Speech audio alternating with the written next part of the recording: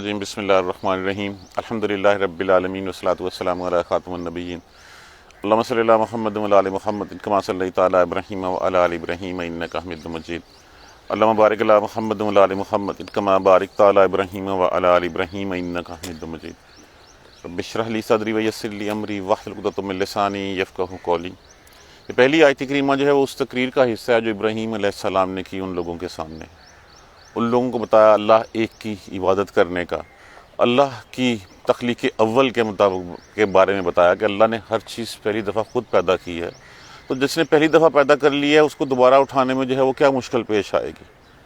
اور پھر والذین کفروا، اور جو لوگ انکار کرتے ہیں بآیات اللہ، اللہ کی آیتوں کا، جنہوں نے کفر کیا، جنہوں نے انکار کیا اللہ کی آیتوں کا، ولقائہ، اور ملاقات اس کی کا، اولئک، یہی وہ لوگ ہیں، یئسوا من رحمت، یہی ہیں جو مایوس ہیں ہماری رحمت سے، ہماری رحمت سے مایوس ہوں گے، واولئک لہم عذاب علیم، اور لیے ان کے دردناک المناک عذاب ہے۔ دیکھیے، جن لوگوں کو آخرت کے اوپر یقین ہی نہیں ہے، جن کو پتہ ہی نہیں ہے کہ اللہ سے ملنا بھی ہے ہمیں، تو اس دن وہ مایوس بھی وہی ہوں گے جس کے ذہن میں پہلے یہ تھا کہ ہاں میں اللہ کے پاس جانا ہے، میں نے جو ہے وہ اس کے مطابق اس نے زندگی گزاری ہے، اس کو آخرت کا جو منکر آخرت ہے وہ کس منہ سے جو ہے وہاں پہ اللہ کی رحمت کا امیدوار ہوگا، کس طرح جو ہے وہ اللہ سے جو ہے وہ چاہے گا کہ مجھے جو ہے وہ معاف کر دیا جائے۔ تو یہ وہی بیان دیا جا رہا ہے کہ تم ان بتوں کو پوجتے ہو، اللہ کے علاوہ تم نے اتنے جو ہے وہ گھڑ رکھے ہیں معبود، اللہ کے مقابلے میں اتنے بت تم نے تراش رکھے ہیں، تو یہ سراسر اللہ کے احکامات کی نافرمانی ہے، اللہ کی آیتوں کا انکار ہے۔ تو جو اللہ کی آیتوں کا انکار کرتا ہے اور اس کی ملاقات کا منکر ہے، تو وہی روز آخرت جو ہے وہ اللہ کی جو ہے وہ رحمت سے مایوس ہوں گے۔ باقی ہر وہ شخص جس نے کلمہ پڑھا لا الہ الا اللہ محمد رسول اللہ، اور اس کے بعد اس کے دل میں ہے کہ میں نے مرنا ہے اور مر کے اٹھایا جانا ہے، اور اٹھائے جانے کے بعد مجھ سے جو ہے وہ سوال کیا جائے گا، تو اس نے زندگی میں کچھ نہ کچھ اعمال کیے ہوں گے، اس کلمہ کی بنا کے اوپر بھی اللہ کی رحمت کا امیدوار ہوگا۔ اور جو اس کلمہ کی طرف نہیں جاتے، اللہ کی آیتوں کا انکار کرتے ہیں، روز آخرت کو نہیں مانتے، وہ سمجھتے ہیں جو کچھ ہے اسی دنیا میں اسی طرح ہی ہے، اس دنیا کے کچھ نہیں ہے، تو پھر وہاں پہ ڈیفینیٹلی جو ہے وہاں پہ پھر وہ کسی رحمت کے امیدوار بھی نہیں ہوں گے۔ اولئک، ان کے لیے کیا ہوگا پھر؟ ان کے لیے ہوگا لہم عذاب علیم، دردناک المناک عذاب ہوگا ان کے لیے، ایسا عذاب جس سے عذاب بھی پناہ مانگے گا، وہ ہے ان کے لیے۔ اب جب یہ سارا واعظ فرمایا گیا، ساری تقریر فرمائی حضرت ابراہیم علیہ السلام نے، فما کان جواب قومہ، پس نہیں تھا جواب اس کی قوم کے پاس، الا، مگر یہ کہ ان قالو، یہ کہ وہ یہ کہیں، القالوا اقتلوہ، مار ڈالو اس کو، قتل کر دو اس کو، اور حرقوہ، اور یا جلا ڈالو اس کو۔ دیکھیں، جب دلائل سے بات نہیں بنتی تو پھر جو ہے وہ یہی ہوتا ہے کہ ٹھیک ہے، اس کی جرت کیسے ہوئی کہ ہمارے بتوں کے بارے میں بات کرے، اس کی جرت کیسے ہوئی کہ اتنی لمبی لمبی تقاریر ہمارے اوپر کرے، جو ہمارے باپ دادا کرتے آ رہے ہیں ان کے خلاف بات کرے۔ تو اس کا حل یہی ہے کہ اگر یہ رہا یہاں پہ، تو یہاں پہ جو ہے وہ پھر وہی جو ہے وہ فساد پھیلتا رہے گا بقول ان کے۔ اس کا حل یہ ہے کہ ان کو مار ڈالو یا ان کو آگ میں جلا دو۔ مطلب یہ ہے کہ ان کو مار ڈالنے میں جو ہے وہ، ان کو ہٹانے میں جو ہے وہ کسی کی کوئی دو رائے نہیں تھیں، بلکہ یہ تھا کہ طریقہ کیسے اختیار کرنا ہے اس کو۔ ان کو ہٹانے کا طریقہ کیا ہے؟ مار ڈالنا ہے اور حرقوہ، یا ان کو آگ میں جلا دینا ہے۔ اب آگ میں جلانے کے لیے کہا، مدتوں تک وہ آگ جو ہے وہ جلائی جاتی رہی۔ ایک بہت بڑا گڑھا کھودا گیا، اس گڑھے میں چاروں طرف جو ہے وہ لکڑیاں چنی گئیں، پوری قوم میں اعلان کر دیا کہ سارے جو ہے وہ، جیسے کہتے ہیں نا کار خیر میں آگے حصہ لیں، معاذ اللہ ثم معاذ اللہ، اس طرح وہ اس آگ میں جو ہے وہ آگے سارے حصہ لیں۔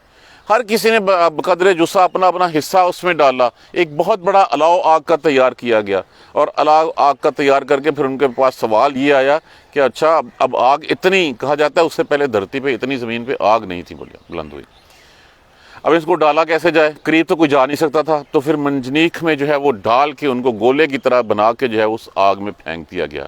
فانجاہ اللہ، پس نجات دی اللہ نے ان کو، اس کو آگ سے۔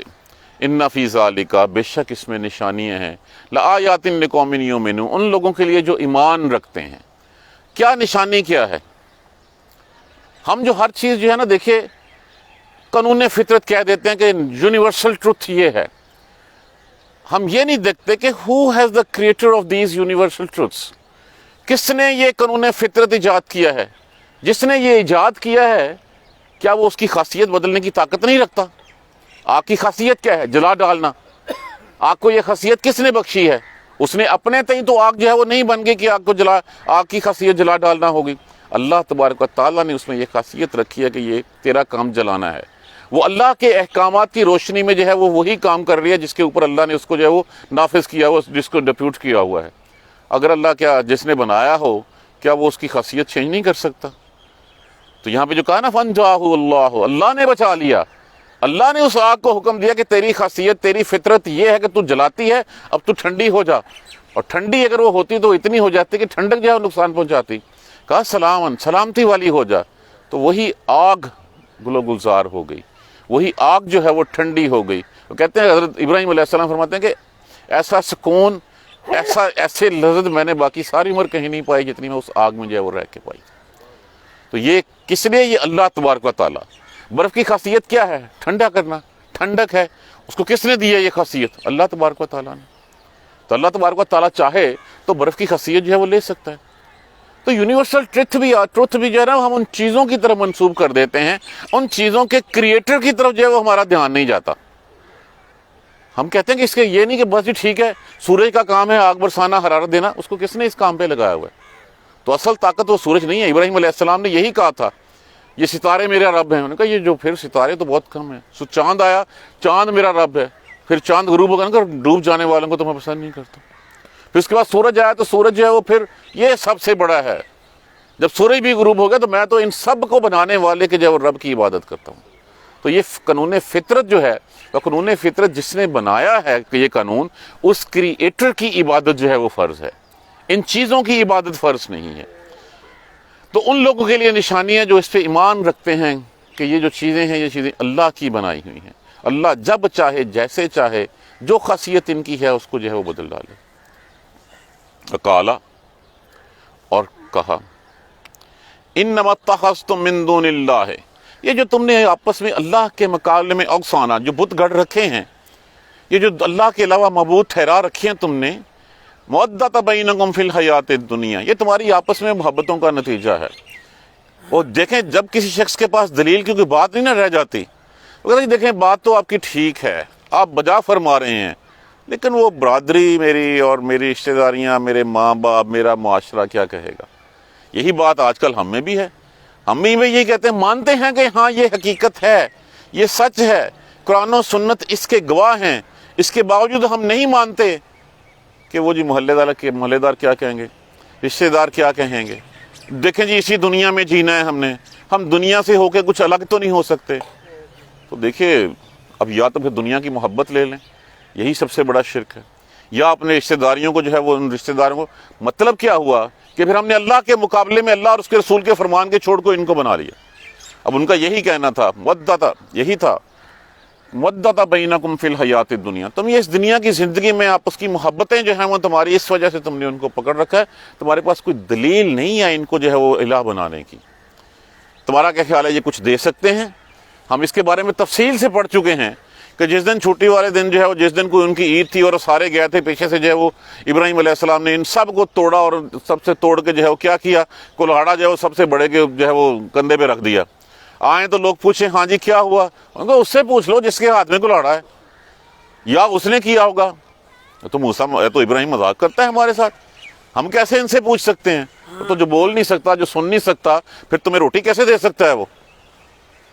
اب یہ دلیل کوئی نہیں ہے، لیکن صرف یہ ہے کہ مودۃ بینکم فی الحیات الدنیا، دنیا کی زندگی کی یاریاں ہیں، دنیا کی زندگی کی محبتیں ہیں، آپس میں تم لوگوں نے بنائی ہوئی، اور اسی ڈر سے تم وہ سارے کام کیے چلے جا رہے ہو جن سے اللہ اور اس کے رسول نے منع فرمایا. ثم یوم القیامہ، اور پھر روز قیامت، یکفر بعضکم ببعض، ایک دوسرے کا انکار کر دیں گے. اس دن بلایا جائے گا عیسیٰ علیہ السلام کو، ہاں عیسیٰ تو کہہ کے آیا تھا کہ میں رب ہوں. اللہ مجھے تو نے اٹھا لیا تھا، مجھے کیا پتا اس بات کا. فرشتوں کو بلایا جائے گا، ہاں فرشتوں تم جو ہے وہ کہتے تھے، تم نے کہا تھا میری عبادت کرنا. اللہ تو پاک ہے اس چیز سے کہ جس کا جو یہ بیان کر رہے ہیں، ہمیں کیا پتا، ہمیں تو جس کام کے اوپر تو نے لگایا ہم وہ کرتے چلے آ رہے ہیں. یہ منات، یہ لات، یہ کیا تھا؟ یہ فرشتوں کے نام رکھ کے ان کی جو ہے وہ پوجا جو ہے وہ کی جا رہی تھی. उस दिन सारे एक दूसरे का इनकार कर देंगे। जिनके पीछे हम चल रहे हैं वो कहेंगे कि हमने कहा था चलें, हमने कोई जोर डाला था, हम कोई गर्दन से पकड़ के लेके आए थे, तुम्हारी अपनी ख्वाहिश थी, हम चूंकि खुद गुमराह थे, तुम भी चाहते थे उसी तरह की गुमराही की जिंदगी गुजारना, तो इसलिए तुम हमारे पीछे पीछे चले आए, हमारा क्या कसूर है इसमें से। वो कहेंगे अल्लाह इनकी वजह से हमें अजाब हो रहा है, इनको दुगना अजाब दे। वो कहेंगे अल्लाह हमने कब कहा था इनको जो है वो दुगना। तो एक दूसरे के साथ झगड़ा करेंगे, इनकार कर देंगे एक दूसरे का, और फिर क्या होगा, बादुकुम बादा, और एक दूसरे के ऊपर लानत करेंगे, लानत डालेंगे एक दूसरे को। लानत क्या होता है, रहमत से दूरी होगा, किसी के दिल में एक दूसरे के लिए कोई रहम नहीं होगा, एक दूसरे के ऊपर लानत डालेंगे, एक दूसरे से जो वो दूर जाना चाहेंगे कि हम इससे जो है वो दूर ही हो जाएं, ये इसकी वजह से हमारे साथ हुआ। वो कहेगा नहीं मैंने इसको कब कहा था। तो शैतान ने भी यही कहना है, मैंने तुम्हें कब जो है वो, शैतान के पास कोई ताकत या जोर है तुम्हें पकड़ के ले जाके कहे नहीं ये तुमने जरूर करना है। अल्लाह ने तो उसको ये खासियत ही नहीं दी, वो तो सिर्फ ट्रैप कर सकता है, तुम्हें फुसला सकता है, तुम्हें दुनिया की रंगीनियों में, दिल फरेबियों में जो है वो गुम कर सकता है। वो कह सकता है आखिरत कुछ नहीं है और तुम जो है उसकी बात मान लेते हो। तो फिर उस दिन जो है वो शैतान भी कहेगा मैंने कौन सा इनको पकड़ के लेके आया। वमा वाकुमुन नार, और ठिकाना होगा तुम्हारा आग। वमा लकुम मिनन नासिरीन, और कोई बचाने वाला नहीं होगा तुम्हारा। जिनके बल बोते के ऊपर, जिनके जो है वो आज तुम जो है वो नजरें चढ़ाते हो, जिनके ऊपर जो है वो जाके माथे टेकते हो और कहोगे कि ये हमारे जो वो सिफारशी होंगे, ये हमें जो है बचा लेंगे, तो याद रखो ठिकाना आग है और कोई मददगार नहीं होगा वहाँ पे। वहाँ पे तो अल्लाह के अज़न के सिवा कोई बात नहीं कर सकेगा। कुजा ये कि किसी की सिफारिश करना, कोई एक लफ्ज़ जो है वो दूसरे के लिए बोल नहीं सकेगा, इल्ला बेइज़्निल्लाह यशफ़अउ इंदहु इल्ला बेइज़्निही। रोज़ हम पढ़ते हैं, हर नमाज के बाद पढ़ते हैं हम, इसके बावजूद जो है जब हम खुद कह रहे हैं तो हमें पता ही नहीं है हमने कहा क्या फिर अपनी ज़बान से। आयतुल कुर्सी पढ़ी है, रोज़ पढ़ते हैं, मैं यशफ़अउ इंदहु इल्ला बेइज़्निही। कौन सिफारिश करेगा उसके हाँ सिवाय, उसके अज़न के सिवाय, उसके हुक्म के। कहने ज़बान से हम कहते रहते हैं, लेकिन उसके बावजूद जो है वो हमने जो है बुत तराश रखे हैं, गढ़ रखे हैं, अपनी कमाइयों में से एक हिस्सा उनके नामे लगा रखा है, तो उन सब के लिए कोई तुम्हारा मददगार नहीं होगा। बार बार ये कहा जा रहा है वमा वकुमुन नार, और ठिकाना होगा तुम्हारा आग, वमा लकुम मिनन नासिरीन। अब ये इतनी सारी तकरीर, इतना सारा वाज फरमाने के बाद सिर्फ ईमान लाए आपके ऊपर हज़रत लूत अलैहिस्सलाम, आपके भतीजे, आपके सगे भाई के बेटे, कोई और जो है वो साथ नहीं था, या आपकी बीवी हज़रत सारा रज़ी अल्लाह ताला अन्हा थी।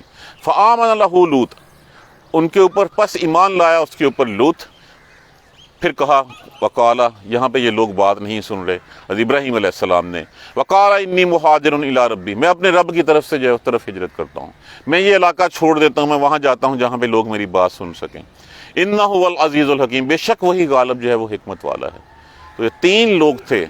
उम्र कितनी थी आपकी? 75 साल थी जब आपने वो देश छोड़ा और फ़लस्तीन की तरफ जो है वो हिजरत की।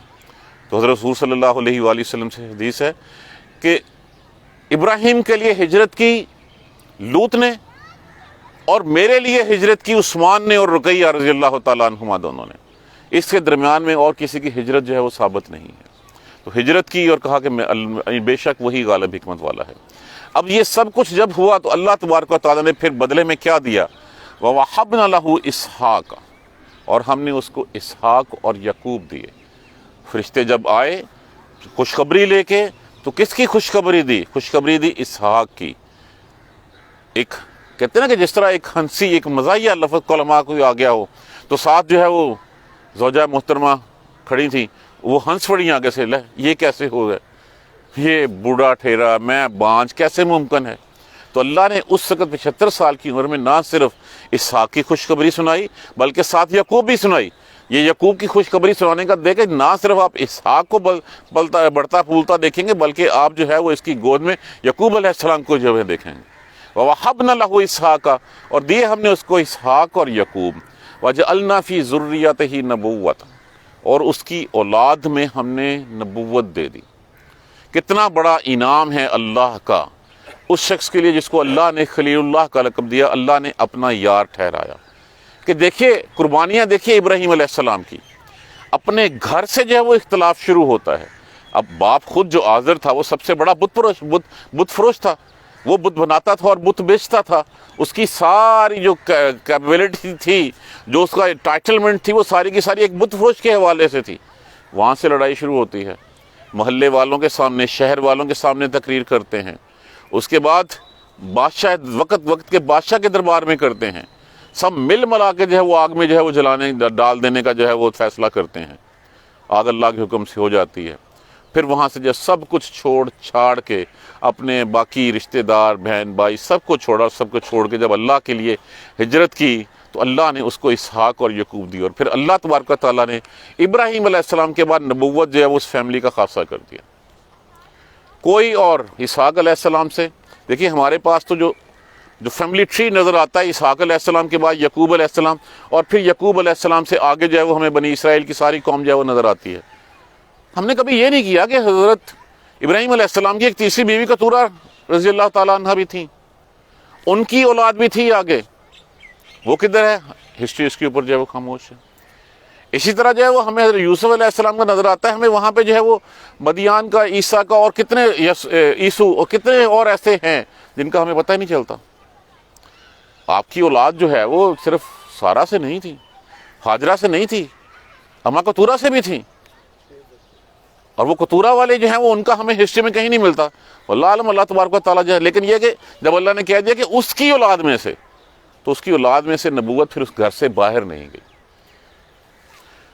والکتاب، اور کتاب، وآتیناہ، اور عطا کیا ہم نے اس کو اجرہ فی الدنیا، اس کا اجر دنیا میں، وانہ، اور بے شک وہ فی الآخرۃ، آخرت میں بھی ہو گئے لمن الصالحین، صالح لوگوں میں سے۔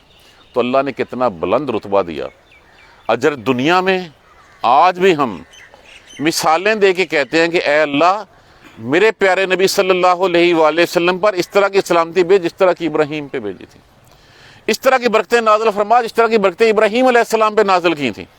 اس سے بڑھ کے اور کیا ہوگا کہ 4000 سال ہو گئے، دنیا کے جتنے بڑے مذاہب ہیں وہ سب کو اپنے آپ کو ابراہیم علیہ السلام کا پیروکار کہتے ہیں، یہود ہو، عیسائی ہو، نصارہ ہو۔ جیسے میں نے اس دن تذکرہ کیا تھا کہ ایک براہیم نام کا بھی شخص آپ کی جو ہے وہ لڑی میں سے نظر آتا ہے، اور وہی تھا جو غالباً انڈیا میں جو سب کانٹیننٹ میں آ کے بس گیا تھا، اور اسی براہیم سے آگے جو ہے وہ شاید برہمن جو ہے وہ ہوئے ہوں، واللہ عالم۔ تو جتنی اللہ تبارک و تعالیٰ نے اجر دنیا میں دیا، 4000 سال بھی ہمارے لیے ان کی زندگی جو ہے وہ ایک آئینے کی طرح ہے۔ آپ کی دی ہوئی باتیں وہی آج جو ہے وہ ہم جو ہے وہ پوری کرتے ہیں۔ یہ سنت ابراہیم کی اس کے لیے کرتے ہیں، ابراہیم علیہ السلام کی یاد میں، وہ کہ اللہ کے حکم کے اوپر دیکھیے جب بچہ ہوا، پہلے تو ہوا نہیں، جب ہوا تو کہا گیا جاؤ جاڑ بیا بان میں چھوڑو، چھوڑا ہے بڑا ہے تو جا کے چھری پھیراؤ، چھری پھیرنے چل پڑے۔ یہ ہے وہ جذبہ، اس کے بدلے میں اللہ تبارک و تعالیٰ نے دنیا میں بھی اجر دے دیا اور آخرت میں بھی کہہ دیا کہ وہ صالح لوگوں میں سے ہوں گے۔ لوط علیہ السلام جس وقت ہجرت فرمائی تو جہاں پہ آپ ٹھہرے اس کے ساتھ ہی سدوم کا علاقہ تھا، سدوم کے علاقے میں جو ہے وہ تبلیغ کے لیے جو ہے وہ حضرت لوط علیہ السلام کو بھیج دیا۔ وَلُوطًا إِذْ قَالَ، اور لوط علیہ السلام نے جب کہا اپنی قوم سے، إِنَّكُمْ لَتَأْتُونَ الْفَاحِشَةَ، بے شک تم بے حیائی کے کام وہ کرتے ہو، مَا سَبَقَكُمْ بِهَا مِنْ أَحَدٍ مِنَ الْعَالَمِينَ، جو تم سے پہلے دنیا میں کسی اور عالم میں کسی اور نے نہیں کیا۔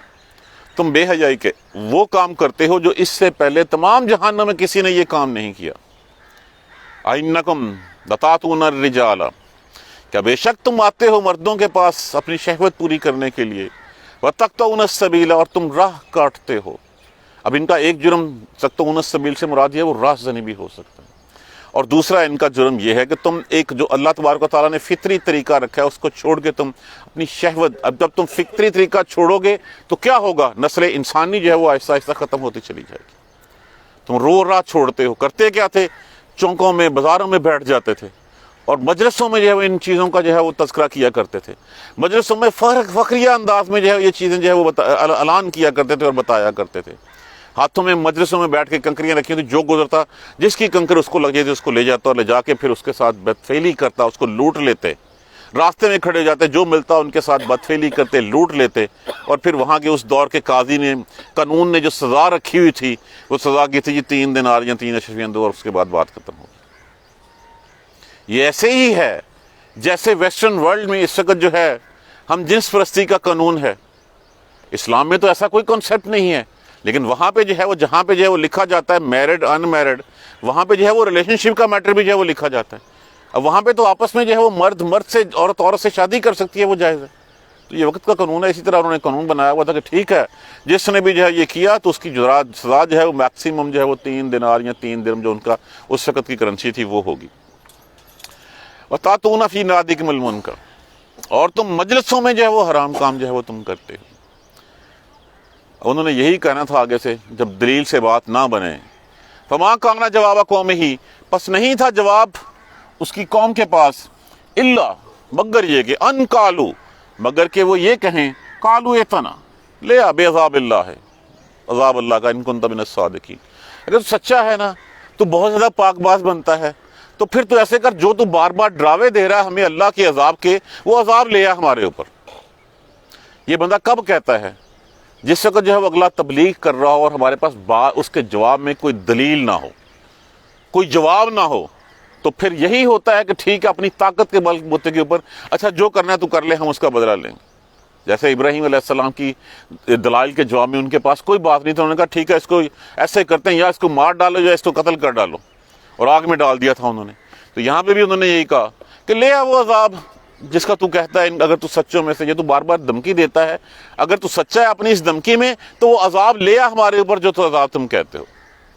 تب دعا کی, قالا رب انصرنی علی القوم المفسدین, اے اللہ ان فسادی لوگوں سے فسادی لوگوں کے مقابلے میں میری مدد فرما. اللہ تبارک و تعالیٰ سے دعا قبول ہوئی. ولما جاءت رسلنا ابراہیم بالبشری, پھر جب آئے بھیجے ہوئے ہمارے فرشتے, ہمارے پیغمبر, ہمارے قاصد آئے بالبشری, ابراہیم علیہ السلام کے پاس بشارت لے کے.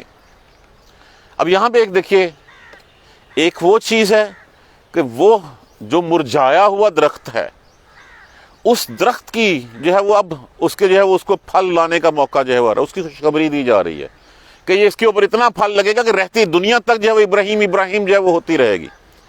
اور دوسری طرف جو ایک آباد بستی ہے جس کی چہل پہل کا کوئی ثانی نہیں ہے, اس کو اس طرح ہلاک کر دیا جائے گا کہ اس کے بعد اس کا کوئی نام لیوا نہیں رہے گا, ساری عمر وہاں پہ کوئی چیز, کوئی مخلوق جو ہے وہ زندہ نہیں رہ سکے گی. تو یہ دونوں کمپیریزن ایک ہی آیت کریمہ میں دیے گئے ہیں کہ وہ آئے ہمارے بھیجے ہوئے پیغمبر ہمارے قاصد آئے ابراہیم کے پاس خوشخبری لے کے. خوشخبری کس کی لے کے آئے تھے؟ اسحاق کی لے کے آئے تھے, اسحاق کے ساتھ یعقوب کی لے کے آئے تھے.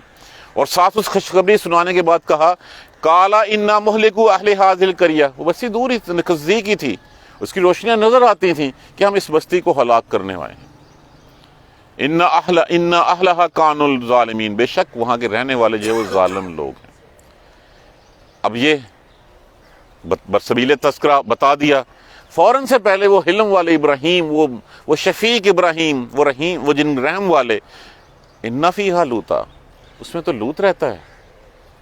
اپنی طرف سے جو ہے فوراً خیال ہے کہ وہاں پہ تو لوط رہتا ہے, اور اس بستی کا انجام جو ہے وہ یہ بتایا جا رہا ہے. کہنے لگے کہنے لگے نحن اعلم بمن فیہا, ہمیں خوب پتہ ہے کہ وہاں پہ کون رہتا ہے. اب لوط کے علاوہ بھی کچھ لوگ ہیں جو وہاں ایمان لا چکے ہوئے ہیں, تو ہمیں یہ پتہ ہے, ہمیں خوب جانتے ہیں کہ وہاں پہ کون کون ہے. لَنُنَجِّيَنَّهُ, یقیناً ہم بچا لیں گے اس کو, وَأَهْلَهُ, اور اس کے ساتھ والوں کو, الا مگر, الا امراتہ کانت من الغابرین, سوائے اس کی بیوی کے جو کہ پیچھے رہ جانے والوں میں سے ہوگی. دیکھیے اللہ کے ہاں حسب نسب کوئی ایسی قابل ذکر بات نہیں ہے. حسب نسب کی بنا کے اوپر کسی کو جو ہے وہ معافی نہیں ملے گی. ہم نے بارہا پڑھا لوط کی بیوی, ہم نے پڑھا نوح علیہ السلام کی بیوی اور نوح علیہ السلام کا بیٹا, ہم نے پڑھا ابراہیم علیہ السلام کا باپ آزر. کتنے رشتے جو ہے وہ ہم نے یہاں پہ دیکھے کہ جو نبیوں کے ساتھ تھے. حضرت ابو طالب ہمارے سامنے ہیں, نہیں اسلام لائے, منع فرما دیا گیا دعا کرنے کے لیے, بخشش نہیں مانگ سکتے. تو پھر ہم کس طرح کہہ سکتے ہیں کہ ہم جو ہے وہ سیدوں کی اولادیں ہیں اور ہمارے اوپر جو ہے وہ یہ سب کچھ جائز ہے؟ ہم کس طرح کہہ سکتے ہیں کہ جناب وہ فلاں ہے جو وہ اس نسل میں سے ہے اور نسل سے بچا لے گا؟ حسب نسب کچھ نہیں. اللہ کو نہ تمہاری شکل سے غرض ہے, نہ تمہارے رنگ روپ سے غرض ہے. اللہ کو غرض ہے تمہارے اعمال سے, اللہ کو غرض ہے تمہارے ایمان اور اعمال سے. اگر ایمان اور اعمال صالح ہیں تو چاہے اس کا نام کچھ ہے, چاہے وہ کسی نسل سے ہے, وہ کالا ہے, وہ گورا ہے, وہ کچھ بھی ہے, وہ چھوٹا ہے, وہ موٹا ہے, وہ بڑا ہے, کچھ بھی ہے, اللہ کو وہ پیارا ہے. حضرت علی رضی اللہ تعالیٰ عنہ پستہ قد کے تھے, اس سے کوئی فرق نہیں پڑتا کہ کون کون ہے، لیکن اس کو اللہ نے شیر خدا کا لقب آپ صلی اللہ علیہ وسلم نے دیا ہوا تھا، تو اللہ کا اس سے کوئی غرض نہیں ہے۔ تو یہاں پہ کلیئرٹی کے ساتھ بتا دیا گیا کہ ہم اس کو اور اس کے اہل خانہ کو بچا لیں گے، لیکن اس کے اہل میں سے اس کی بیوی شامل نہیں ہوگی، وہ پیچھے رہے، کیونکہ وہ خائن تھی، وہ اس اپنی چونکہ وہ تھی اسی قوم سے، تو اس قوم سے ہونے کی نسبت سے تمام راز جو ہے وہ جا کے بتا دیا کرتی تھی۔ اور جب یہ فرشتے لوط علیہ السلام کے پاس آئے تو جا کے اسی نے ان کو بتایا تھا، باہر ایک ہجوم اکٹھا ہو گیا تھا جنہوں نے کہا تھا لوط علیہ السلام سے کہ ان کو جو ہے ہمارے حوالے کرو۔ تو جب یہ آئے وہاں پہ لَنُنَجِّيَنَّهُ، یقیناً ہم بچا لیں گے اسے اور اس کے اہل کو، مگر اس کی بیوی وہ ہو جائے گی پیچھے رہ جانے والوں میں سے۔ وَلَمَّا أَن جَاءَتْ رُسُلُنَا لُوطًا، اور جب وہ لوط کے پاس پہنچے، آئے لوط کے پاس پیغمبر قاصد ہمارے، سِیَّا بِهِم، مایوس ہوئے، پریشان ہو گئے، نوخیس لڑکوں کے رخ میں وہ آئے تھے۔ وَضَاقَ بِهِمْ ذَرْعًا، اور دل میں بڑی تنگی محسوس کی۔ کیوں تنگی محسوس کی؟ یہ میرے مہمان ہیں، اب یہ اس کا مطلب کہ بستی والوں کے ساتھ جنگ ہوگی، بستی والے اس کو چھین کے مجھ سے لے جانے کی کوشش کریں گے۔ ہم نے دوسری آیت کریمہ میں پڑھا، کاش میرے پاس طاقت ہوتی، میرے پاس کوئی محفوظ قلعہ ہوتا تو میں ان کو جو ہے وہاں پہ جو ہے وہ پناہ دے دیتا۔ اور ہوگا کیا کہ وہ یہاں سے لے جائیں گے اور لے جا کے ان کے ساتھ وہی سلوک کریں گے۔ اب یہ دل میں گھٹن محسوس کر رہے ہیں، یہ وہ تنگی ہے جو اس وقت ہو رہی ہے کہ میرے گھر آئے ہوئے مہمان کے ساتھ جو ہے یہ سلوک ہونے والا ہے۔ تو فوراً سے پہلے کہا ان فرشتوں نے، وقالوا، اور وہ کہنے لگے، لا تخف، مت تو ڈر، ولا تحزن، اور نہ تو غم کھا، بے شک ہم تجھے اور تیرے گھر والوں کو بچانے ہیں، انا منجوک واہلک الا امراتک، بے شک ہم بچا لیں گے تجھے اور تیرے اہل کو سوائے تیری بیوی کے جو کہ پیچھے رہ جانے والوں میں سے ہوگی۔ تو یہاں پہ کلیئرٹی کے ساتھ تسلی دی گئی حضرت لوط علیہ السلام کو کہ آپ مت ڈریں، یہ ہمیں ہاتھ تک نہیں لگا سکتے۔ کجا یہ کہ یہ جو ہے وہ ہمیں جو ہے وہ لے جانے کی باتیں کر رہے ہیں، ایک ہجوم آ گیا جو پورا گھر کے اوپر حملہ آور ہو رہا ہے، تو یہ ہمیں ہاتھ تک نہیں لگا سکتے۔ اور کہا جاتا ہے کہ پر مارا اور سارے کے سارے اندھے ہو گئے۔ کیا بہت ساری روایات اس میں ہیں۔ انا، بے شک، منزلون علی اہل ہذہ القریہ، ہم نازل کرنے والے ہیں اس بستی والوں کو، رجزا من السماء، آسمان سے عذاب۔ رجزن کہتے ہیں اس عذاب کو جو آسمان سے نازل کیا جاتا ہے۔ بما کانوا یفسقون، بسبب اس کے کہ وہ نافرمانیاں کرتے ہیں، وہ فسق کرتے ہیں۔ اب وہ آسمان سے کیا عذاب آیا؟ اس میں آسمان سے عذاب آیا کہ کہا کہ تم نکل جاؤ، اور نکل جانے کے بعد سب سے پہلے آپ کے آگے اہل ہوں گے، ایمان والے ہوں گے، اور سب سے پیچھے آپ ہوں گے، اور کسی نے پیچھے مڑ کے یہ نہیں دیکھنا کہ تمہارے دل میں جو ہے اس کے بارے میں رحمت آ جائے، یا پیچھے اس لیے نہیں دیکھنا کہ تم اس عذاب کی جو ہے وہ تمہاری آنکھیں تاب نہ لا سکیں گی۔ بستی کو اٹھایا گیا، اٹھا کے آسمان کی بلندیوں تک لے جایا گیا، اور وہاں سے پھر اٹھا کے زمین پہ دے مارا گیا، اور زمین پہ دے مارا گیا، اور زمین کے اندر جو ہے وہ گھس گئی۔ اب اسی کو جو ہے وہ بحر مردار کہا جاتا ہے، ڈیڈ سی کہا جاتا ہے، کہ جہاں پہ آج بھی کڑوے کسیلے پانی کے علاوہ وہاں پہ کچھ نہیں ہے، اور کوئی مخلوق وہاں پہ زندہ نہیں رہ سکتی۔ جیسے میں نے کہا کہ پہلے دیکھ لیجئے کہ جب وہ آئے تو آ کے ایک خوشخبری دی ایک بوڑھے آدمی کو جو اپنی زندگی کے آخری حصے میں تھا، کہ آج کے بعد تیرا درخت ایسا ثمر دے گا جو رہتی دنیا تک جو ہے وہ چلتا رہے گا۔ اور دوسری طرف وہ جو جگمگاتی چمکماتی ہوئی بستی ہے، جو اس میں اس وقت جو ہے وہ چہل پہل بہت ہے، رونق ہے، سب کچھ ہے، اس بستی کو اس طرح جو ہے وہ ہم ڈبوئیں گے کہ کوئی وہاں پہ کوئی زندہ چیز جو نہیں رہے گی۔ تو یہاں پہ ہم نے یہی بتایا، انا منزلون علی اہل ہذہ القریہ، بے شک ہم نازل کرنے والے ہیں اس بستی والوں پر، رجزا من السماء، آسمان سے عذاب، بما کانوا یفسقون، وَلَقَدْ تَرَکْنَا، اور بلا شبہ چھوڑ دی ہم نے، منہا، اس سے، آیات بینات، واضح نشانی۔ کیا واضح نشانی چھوڑ دی؟ وہی بحر مدار ہمارے سامنے ہے۔ آج کے سائنسدان بھی کہتے ہیں کہ اس کی تہہ میں ہمیں آثار پائے جاتے ہیں کہ یہاں پہ کبھی بستیاں بستی تھی۔ آج بھی کوئی چیز، کوئی خلق اللہ کی جو وہاں پہ زندہ نہیں رہ سکتی۔ وہ جہاں پہ جو ہے وہ بازار جگمگا رہے تھے، سجے دھجے تھے، جہاں پہ رونقیں تھی ساری، جہاں پہ لوگ جو ہے وہ ان گناہوں کو گناہ ہی نہیں سمجھتے تھے، کیا ہم آج ان گناہوں کو گناہ سمجھتے ہیں؟ اپنے ذہن میں یہ بات لائیے، ایک ایک جرم کے اوپر قوموں کے اوپر عذاب جو ہے وہ نازل کیا گیا۔ شعیب علیہ السلام کی قوم کا جرم کیا تھا؟ کم تولتے تھے، راہ میں سے جو ہے وہ انجانے میں جو ہے وہ گھیر لیتے تھے اور لوگوں کو لوگوں سے پیسے جو ہے وہ مال لے لیتے تھے۔ اس قوم کا یہ لواطت کرتے تھے اور لواطت سے جو ہے وہ ساتھ جو ہے وہ راہ کاٹتے تھے، راہزنیاں کرتے تھے۔ ایک ایک جرم کے اوپر بستیاں جو ہے وہ تباہ کر دی گئیں۔ معاذ اللہ ثم معاذ اللہ بدرجہ اتم ہم میں تمام خرابیاں اس وقت ہیں۔ ہمیں اللہ کی رحمت ہے، اللہ کے رسول کی دعا ہے کہ ہمارے اوپر آسمان سے عذاب نہیں آتا۔ ہم اپنے دائیں بائیں عذاب دیکھ کے بھی جو ہے وہ سبق نہیں سیکھتے۔ وَلَقَدْ تَرَكْنَا مِنْهَا، اور اسے چھوڑ دیے ہم نے آیاتن بیناتن، کھلی کھلی روشن نشانی، لِقَوْمٍ یَعْقِلُونَ، کے لیے ان لوگوں کے جو عقل رکھتے ہیں، جو سمجھتے ہیں، جو اپنی سمجھ کیا ہے؟ دو لفظی بات ہے کہ اپنی پیدائش کا مقصد سمجھ جائیں ہم، ہمیں کس نے بھیجا ہے، کیوں بھیجا ہے، ہمیں کہاں جانا ہے۔ یہ راہ ڈٹرمن ہو جائے تو ہمارے سارے راستے جو وہ سیدھے ہو جاتے ہیں۔ ہمیں اللہ نے پیدا کیا ہے، ہم غلام کس کے؟ اللہ کے ہیں۔ اللہ ہم سے کیا چاہتا ہے، ہماری پیدائش کا مقصد کیا ہے؟ اگر مقصد نہیں ہے تو پھر یہ سب کچھ کھیل کھلواڑ ہے، یہ سب کچھ کھیل تماشا ہے کہ یہ ایسے جب اللہ نے کھلونے بنا کے توڑ دے۔ نہیں، ایسی بات نہیں ہے، ہر چیز میں اس کی حکمت ہے۔ اللہ اپنی حکمت کو، اللہ جو ہے وہ اپنی اس حق کو بلند کر کے رہے گا۔ یہ کس سے؟ یہ سب کچھ جو ہے وہ ہمیں اس لیے کہ شاید ہم سبق سیکھ جائیں، شاید ہم کچھ لرن کر جائیں اس سے۔ نہیں لرن کریں گے تو اس طرح کی کتنی بستیاں آئیں، لاکھوں کروڑوں آئیں اور آ کے جو ہے وہ تباہ کر دی۔ ہمیں تو یاد بھی نہیں کہ کتنے مذاہب ہیں اس دنیا میں۔ ہم تو 4-6 مذہب کو جو ہے وہ جانتے ہیں، باقی ہمیں پتہ بھی نہیں ہے۔ تو آئے اور آ کے دنیا سے چلے گئے، نام تک نہیں رہا۔ نام کن کا رہا ہے؟ نام ابراہیم علیہ السلام کا رہا ہے، نام محمد صلی اللہ علیہ وآلہ وسلم کا رہا ہے، نام جو ہے وہ ان لوگوں کا رہا ہے جو اللہ کے پسندیدہ بندے ٹھہرے۔ مجھے بتائیے کہ باقی لوگوں کے نام ہیں لیکن نام کے ساتھ ہی ہم اس کے اوپر لعنتیں بھی ڈال دیتے ہیں۔ ہم ابلیس پہ لعنتیں ڈالتے ہیں، قارون پہ ڈالتے ہیں، فرعون پہ ڈالتے ہیں، حامان پہ ڈالتے ہیں۔ ہم آج بھی ابو جہل کو جو ہے وہ جب بات کرتے ہیں تو ہماری بات لعنت کے بغیر اس کے اوپر جو ہے وہ نہیں کہتی۔ دوسری طرف جو ہے ان لوگوں کے نام جن لوگوں نے جو ہے وہ جن لوگوں نے اپنی زندگیاں اللہ کی رضا کی خاطر گزاری۔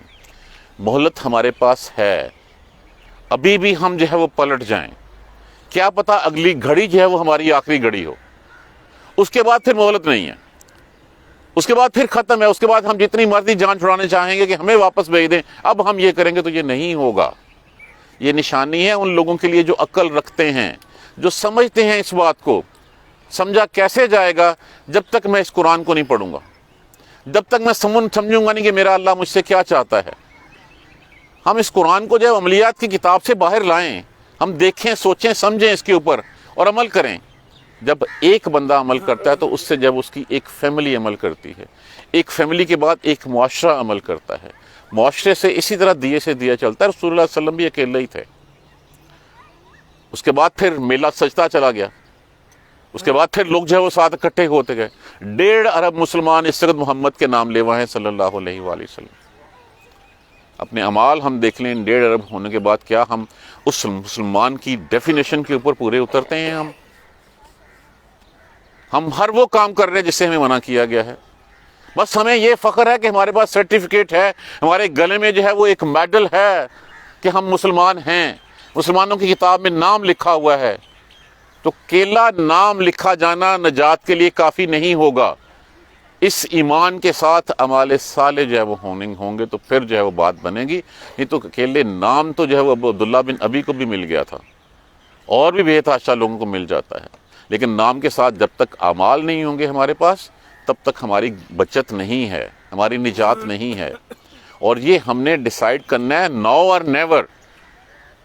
ہم ہر وقت جو ہے وہ کسی وقت، اللہ تو کہتا ہے کہ اللہ تو انتظار کرتا ہے بندے کی توبہ کا کہ کب بندہ میری طرف پلٹے اور میں اس کو معاف کروں۔ وہ تو بخشش مغفرت ہاتھ میں لے کے بیٹھا ہوا ہے، ایک ہاتھ بڑھ میں 2 ہاتھ آتا ہوں، تو چل کے آ، میں دوڑ کے آتا ہوں تیری طرف۔ ہم ہی ہیں جو اس طرح پہ نہیں چلتے۔ انشاءاللہ پچھلے ہفتے کا باقی حصہ جو ہے وہ ہم کل پڑھیں گے، اور پھر پرسوں سے انشاءاللہ جو ہے وہ ہم 21واں پارہ اپنا شروع کر لیں گے۔ جزاک اللہ خیر۔ سبحانک اللہم و بحمدک، اشہد ان لا الہ الا انت، استغفرک و اتوب الیک۔ اعوذ باللہ من الشیطان الرجیم، بسم اللہ الرحمن الرحیم۔ الحمدللہ رب العالمین، الحمدللہ رب العالمین، الحمدللہ رب العالمین۔ اللہم صلی علی محمد وعلی آل محمد کما صلیت علی ابراہیم وعلی آل ابراہیم انک حمید مجید۔ اللهم بارک علی محمد وعلی آل محمد کما بارکت علی ابراہیم وعلی آل ابراہیم انک حمید مجید ربنا لا تؤاخذنا ان نسینا واخطانا ربنا ولا تحمل علینا اصرا کما حملته علی الذین من قبلنا ربنا ولا تحملنا ما لا طاقة لنا به واعف عنا واغفر لنا وارحمنا انت مولانا فانصرنا علی القوم الکافرین ربنا لا تزغ قلوبنا بعد إذ هديتنا وهب لنا من لدنك رحمة إنك أنت الوهاب رب اغفر وارحم وأنت خير الراحمين يا رب ارحمهما كما ربياني صغيرا يا رب ارحمهما كما ربياني صغيرا يا رب ارحمهما كما ربياني صغيرا اللهم اغفر لنا وارحمنا اللهم اغفر لنا وارحمنا اللهم اغفر لنا وارحمنا ربنا تقبل منا انك انت السميع العليم وتب علينا انك انت التواب الرحيم الحمد للہ رب العالمین آمین یا رب العالمین۔ جو کل سپارہ نے